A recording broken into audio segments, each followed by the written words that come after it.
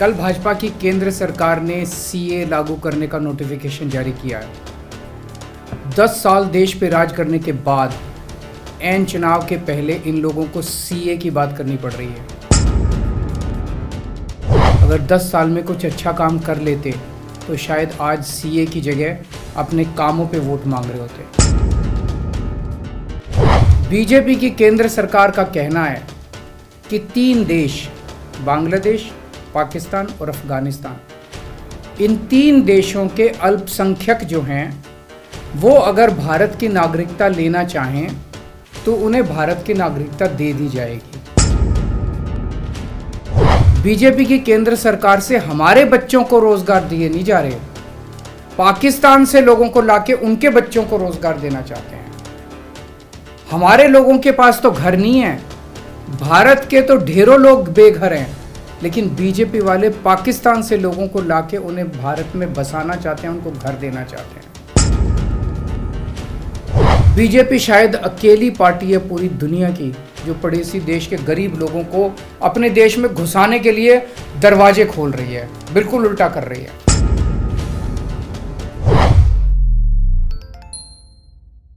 ਸਤਿ ਸ਼੍ਰੀ ਅਕਾਲ D5 channel Punjabi ਦੇਖ ਰਹੇ ਸਾਰੇ ਦਰਸ਼ਕਾਂ ਦਾ ਮੈਂ ਧਰਮਿੰਦਰ ਸੰਧੂ ਸਵਾਗਤ ਕਰਦਾ ਹਾਂ।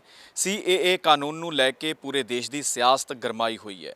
ਲਗਾਤਾਰ ਵਿਰੋਧੀ ਕੇਂਦਰ ਸਰਕਾਰ ਦੀ ਕਾਰਗੁਜ਼ਾਰੀ ਦੇ ਉੱਤੇ ਸਵਾਲ ਖੜੇ ਕਰ ਰਹੇ ਨੇ ਤੇ ਹੁਣ ਦਿੱਲੀ ਦੇ ਮੁੱਖ ਮੰਤਰੀ ਅਰਵਿੰਦ ਕੇਜਰੀਵਾਲ ਨੇ ਵੀ ਪ੍ਰੈਸ ਕਾਨਫਰੰਸ ਕੀਤੀ ਹੈ ਤੇ ਭਾਜਪਾ ਦੇ ਉੱਤੇ ਨਿਸ਼ਾਨੇ ਸਾਧੇ ਨੇ। ਉਹਨਾਂ ਦਾ ਕਹਿਣਾ ਹੈ ਕਿ ਦੇਸ਼ ਦੇ ਨੌਜਵਾਨਾਂ ਵਾਸਤੇ, ਬੱਚਿਆਂ ਵਾਸਤੇ ਰੋਜ਼ਗਾਰ ਨਹੀਂ ਹੈ ਭਾਜਪਾ ਸਰਕਾਰ ਕੋਲ, ਪਰ ਪਾਕਿਸਤਾਨ ਅਤੇ ਹੋਰਨਾਂ ਦੇਸ਼ਾਂ ਤੋਂ ਲੋਕਾਂ ਨੂੰ ਲਿਆ ਕੇ ਉਹਨਾਂ ਦੇ ਬੱਚਿਆਂ ਨੂੰ ਰੋਜ਼ਗਾਰ ਦੇਣਾ ਚਾਹੁੰਦੀ ਹੈ ਭਾਜਪਾ ਸਰਕਾਰ। ਨਾਲ ਹੀ ਉਹਨਾਂ ਨੇ ਕਿਹਾ ਹੈ ਕਿ ਇੱਥੋਂ ਦੇ ਲੋਕ ਬੇਘਰ ਨੇ, ਉਹਨਾਂ ਕੋਲ ਘਰ ਨਹੀਂ, ਪਰ ਦੂਜੇ ਦੇਸ਼ਾਂ ਦੇ ਵਿੱਚੋਂ ਇੱਥੇ ਲਿਆ ਕੇ ਵਸਾਉਣ ਦੀ ਗੱਲ ਕਰ ਰਹੀ ਹੈ ਭਾਜਪਾ ਸਰਕਾਰ। ਸਿੱਧੇ ਨਿਸ਼ਾਨੇ ਉਹਨਾਂ ਨੇ ਭਾਜਪਾ ਦੀ ਕਾਰਗੁਜ਼ਾਰੀ ਦੇ ਉੱਤੇ ਖੜੇ ਕੀਤੇ ਨੇ ਤੇ ਨਾਲ ਹੀ ਉਹਨਾਂ ਕਿਹਾ ਹੈ ਕਿ ਇਹਦਾ ਵਿਰੋਧ ਵੀ ਹੋ ਰਿਹਾ ਹੈ, ਇਸ ਕਾਨੂੰਨ ਨੂੰ ਵਾਪਸ ਲੈਣਾ ਚਾਹੀਦਾ ਹੈ ਤੇ ਜੇਕਰ ਭਾਜਪਾ ਇਸ ਕਾਨੂੰਨ ਨੂੰ ਵਾਪਸ ਨਹੀਂ ਲੈਂਦੀ ਤਾਂ ਲੋਕ ਵੋਟਾਂ ਨਾ ਪਾਉਣ, ਭਾਜਪਾ ਨੂੰ ਆਪਣਾ ਗੁੱਸਾ ਜ਼ਾਹਰ ਕਰਨ। कल भाजपा की केंद्र सरकार ने सीए लागू करने का नोटिफिकेशन जारी किया है। 10 साल देश पे राज करने के बाद ऐन चुनाव के पहले इन लोगों को सीए की बात करनी पड़ रही है। अगर 10 साल में कुछ अच्छा काम कर लेते तो शायद आज सीए की जगह अपने कामों पे वोट मांग रहे होते। आज देश के सामने सबसे बड़ी समस्या महंगाई और बेरोज़गारी की है। किसी को भी घर चलाना मुश्किल हो रहा है, इतनी ज़्यादा महंगाई हो गई है, कमर तोड़ महंगाई हो रही है। उधर हमारे युवा दर दर की ठोकरें खा रहे हैं रोज़गार के लिए, उनके ऊपर डंडे लाठियां बरसाई जा रही हैं। ऐसे में सरकार बेरोज़गारी और महंगाई का समाधान ढूंढने की बजाय सीए की बात कर रही है, तो ये बड़े दुख की बात है। ये सीए आखिर है क्या? बीजेपी की केंद्र सरकार का कहना है कि 3 देश, बांग्लादेश, पाकिस्तान और अफगानिस्तान, इन 3 देशों के अल्पसंख्यक जो हैं वो अगर भारत की नागरिकता लेना चाहें तो उन्हें भारत की नागरिकता दे दी जाएगी। इसका मतलब बड़ी संख्या में यहाँ से अल्पसंख्यकों को हमारे देश में लाया जाएगा, उनको रोज़गार दिए जाएंगे, उनके लिए घर बनाए जाएंगे, उनको यहाँ बसाया जाएगा। अजीब बात है ना। बीजेपी की केंद्र सरकार से हमारे बच्चों को रोजगार दिए नहीं जा रहे, पाकिस्तान से लोगों को लाके उनके बच्चों को रोजगार देना चाहते हैं। हमारे लोगों के पास तो घर नहीं है, भारत के तो ढेरों लोग बेघर हैं, लेकिन बीजेपी वाले पाकिस्तान से लोगों को लाके उन्हें भारत में बसाना चाहते हैं, उनको घर देना चाहते हैं। हमारे रोजगार उनके बच्चों को देना चाहते हैं, हमारे हक के घर उनमें पाकिस्तानियों को बसाना चाहते हैं। भारत सरकार का जो सरकारी पैसा हमारे परिवार और देश के विकास पे खर्च होना चाहिए, वो पैसा पाकिस्तानियों को भारत में बसाने पे खर्च किया जाएगा। इन 3 देशों में लगभग 2.5 से 3 करोड़ अल्पसंख्यक हैं। ये तीनों बहुत गरीब देश हैं। जैसे ही भारत के दरवाजे खुलेंगे, इन 3 देशों से भारी भीड़ हमारे भारत में आ जाएगी। अगर इन 2.5-3 करोड़ में से 1.5 करोड़ लोग भी भारत आ गए तो कौन देगा इनको रोजगार? कहाँ बसाओगे इनको? बीजेपी वाले अपने घर में बसाएंगे क्या इनको? इनके अपने घर में रखेंगे क्या इनको? बीजेपी वाले देंगे क्या इनको रोजगार? कौन देगा इनको रोजगार? तो प्रश्न उठता है कि बीजेपी ऐसा क्यों कर रही है।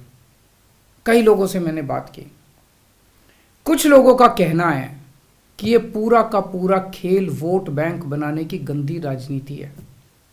इन तीनों देशों से 1.5-2 करोड़ लोगों को अगर भारत ले आया गया और उनको चुन चुन के इस तरह से देश के अलग अलग भागों में बसाया गया, जिससे जहां जहां बीजेपी के वोट कम हैं वहां झुग्गियां डाल के अगर इन लोगों को वहां बसाया गया तो वहां बीजेपी का एक पक्का वोट बैंक तैयार हो जाएगा, बीजेपी के वोट बढ़ जाएंगे।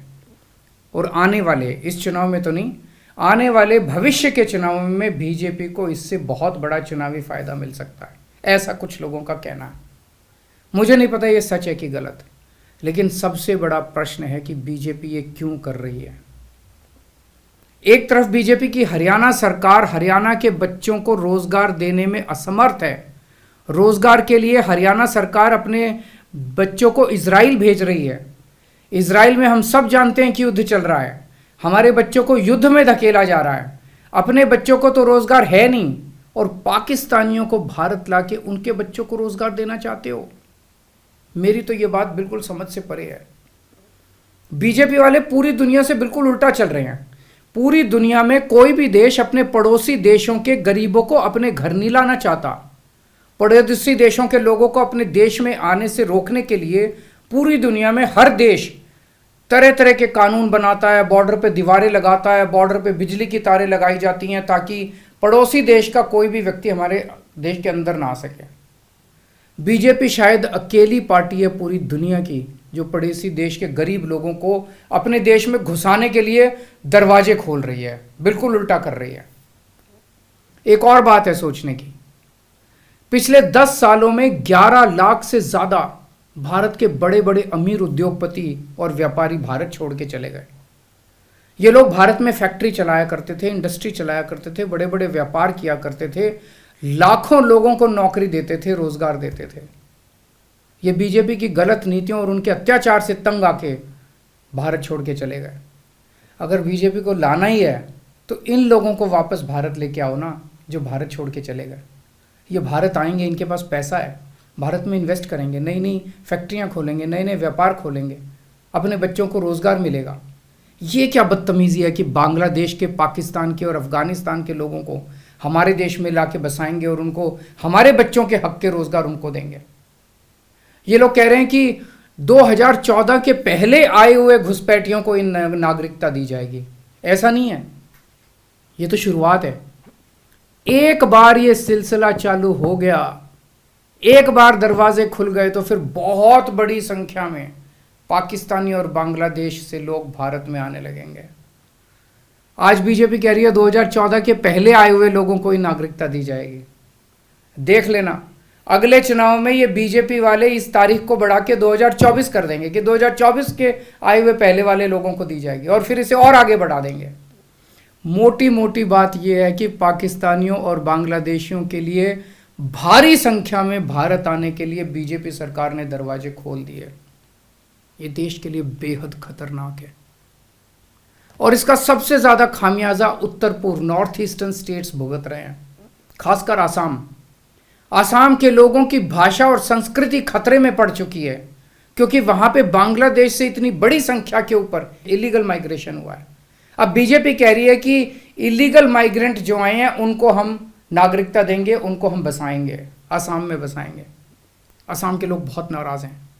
एक तरह से देखा जाए तो हेमंत बिश्व शर्मा जो बीजेपी के मुख्यमंत्री हैं, उन्होंने धोखा दिया अपने लोगों को। अपने असम के लोगों की खातिर उन्हें सीए का विरोध करना चाहिए था। उन्हें कहना चाहिए था कि असम के लोगों की संस्कृति और भाषा दोनों खतरे में है, ये बिल्कुल बर्दाश्त नहीं किया जाएगा। तो दोस्तों, पूरे देश की मांग है कि सीए को वापस लिया जाए। हम किसी हालत में अपने बच्चों की नौकरियां, अपने बच्चों के रोजगार दूसरे देश के लोगों को किसी हालत में नहीं देंगे।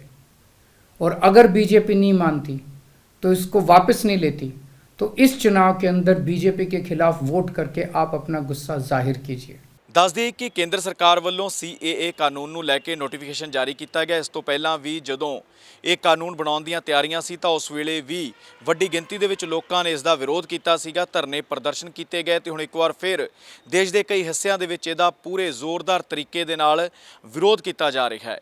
ਦੇਖਣਾ ਹੋਵੇਗਾ ਕਿ ਇਹ ਮਾਮਲਾ ਆਉਣ ਵਾਲੇ ਸਮੇਂ ਦੇ ਵਿੱਚ ਕੀ ਮੋੜ ਲੈਂਦਾ ਹੈ। ਨਿਡਰ ਹਾਂ, ਨਿਰਪੱਖ ਰਹਾਂਗੇ, ਆਜ਼ਾਦ ਹਾਂ, ਸੱਚ ਕਹਾਂਗੇ। ਗੱਲ ਕਰਾਂਗੇ ਸਿਆਸੀ ਹਵਾ ਦੀ, ਹੋਣਗੇ ਹੁਕਮਰਾਨਾਂ ਨੂੰ ਸਿੱਧੇ ਸਵਾਲ। ਸਭ ਤੋਂ ਪਹਿਲਾਂ ਪਹੁੰਚਾਵਾਂਗੇ ਤੁਹਾਡੇ ਤੱਕ ਸਿਰਫ ਸੱਚੀ ਖਬਰ। ਦੱਸਾਂਗੇ ਕੌਣ ਕਰ ਰਿਹਾ ਹੈ ਤੁਹਾਡੇ ਤੇ ਸਬਰ। ਵਿਦੇਸ਼ਾਂ 'ਚ ਬੈਠੇ ਪੰਜਾਬੀਆਂ ਦੇ ਹੱਕ ਦੀ ਕਰਾਂਗੇ ਗੱਲ। ਕੈਨੇਡਾ ਦੀ ਹਰ ਸਿਆਸੀ ਖਬਰ ਲੈ ਕੇ ਆਵਾਂਗੇ ਤੁਹਾਡੇ ਵੱਲ। ਉਭਰਾਂਗੇ ਪੰਜਾਬ ਦੀ ਆਵਾਜ਼ ਬਣ ਕੇ। ਹੋਣਗੇ ਹਰ ਪਹਿਲੂ ਤੇ ਰੋਜ਼ ਚਰਚੇ। ਖੋਲਾਂਗੇ ਅੰਦਰੂਨੀ ਰਾਜ। ਬਣਾਂਗੇ ਬੁਲੰਦ ਆਵਾਜ਼। ਖੇਡ, ਸਿੱਖਿਆ, ਸਿਹਤ, ਖੇਤੀ ਦੀ ਬਾਤ ਪਾਵਾਂਗੇ। ਹਰ ਪਿੰਡ, ਹਰ ਸ਼ਹਿਰ ਜਾਵਾਂਗੇ। ਮਨੋਰੰਜਨ ਨਾਲ ਜੁੜੇ ਕਲਾਕਾਰਾਂ ਨਾਲ ਕਰਵਾਵਾਂਗੇ ਮੁਲਾਕਾਤ। ਸੰਘਰਸ਼ਾਂ ਵਾਲੀ ਜ਼ਿੰਦਗੀ ਤੇ ਮਾਰਾਂਗੇ ਝਾਤ। ਕੀ ਨੇ ਸਾਡੇ ਕਾਨੂੰਨ, ਫਰਜ਼ ਤੇ ਅਧਿਕਾਰ? ਕੀ ਕਰਦੀ ਹੈ ਸਾਡੀ ਸਰਕਾਰ? ਕੀ ਹੈ ਤੁਹਾਡੀ ਮੁਸ਼ਕਲ ਦਾ ਹੱਲ? D5 ਚੈਨਲ ਪੰਜਾਬੀ ਦੀ ਕਚਹਿਰੀ 'ਚ ਹੋਵੇਗੀ ਸਿਰਫ ਲੋਕਾਂ ਦੀ ਗੱਲ। धर्म, धरोहर, सेहत और संस्कृति की होगी बात। अब D5 चैनल हिंदी भी होगा सर। D5 ਚੈਨਲ ਪੰਜਾਬੀ, ਆਪਣੀ ਧਰਤੀ, ਆਪਣੇ ਲੋਕ। ਸਤਿ ਸ਼੍ਰੀ ਅਕਾਲ ਜੀ, ਮੈਂ ਹਾਂ ਕੁਲਰਾਜ ਰੰਧਾਵਾ ਤੇ ਤੁਸੀਂ ਵੇਖ ਰਹੇ ਹੋ D5 ਚੈਨਲ ਪੰਜਾਬੀ, ਜਿਹੜਾ ਲਾਂਚ ਹੋ ਚੁੱਕਾ ਹੈ ਹੁਣ ਕੈਨੇਡਾ ਵਿੱਚ।